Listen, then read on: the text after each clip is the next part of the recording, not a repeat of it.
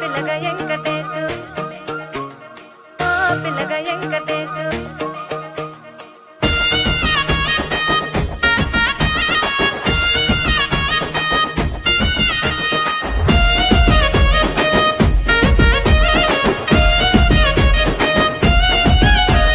సిద్ధిరాల మనసు నాది చిన్నగా పోతుంటావో చూడక పోతుంటావో ఇంట్లో చిన్నదాన్ని నేను సిద్ధిరాల